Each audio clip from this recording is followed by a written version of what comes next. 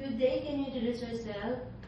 Hi, good morning. I'm Mary Grace Thierry Paldas. I'm 44 years old.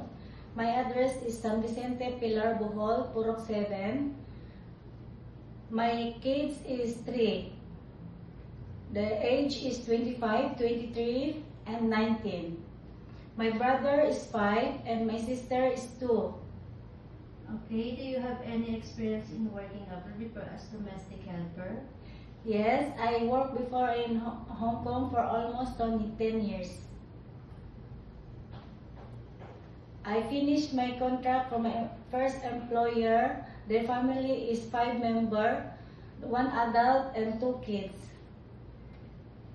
Okay, what are your main duties in your previous employer? Taking care of the kids, also doing household, cleaning, ironing, and cooking. Okay, why did you choose to work in Hong Kong? Because I chose the Hong Kong for the high salary. Okay, do you know how to cook some simple Chinese food? I know how to cook the Chinese food for steamed fish, steamed chicken, and fried vegetable. Are you willing to take care of a newborn baby?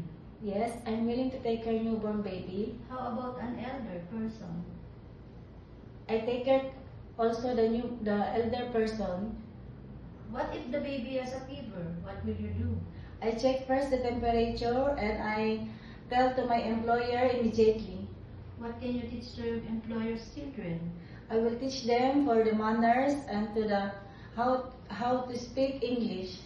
Can you sing a nursery song? Can you give me an example? Twinkle, twinkle, little stars, how I know what you are.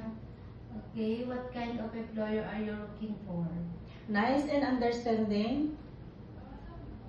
Are you afraid of dogs and cats? No. What can you say about yourself, your attitude?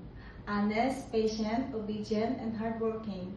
Can you give me a short message to your future employer so that they will hire you?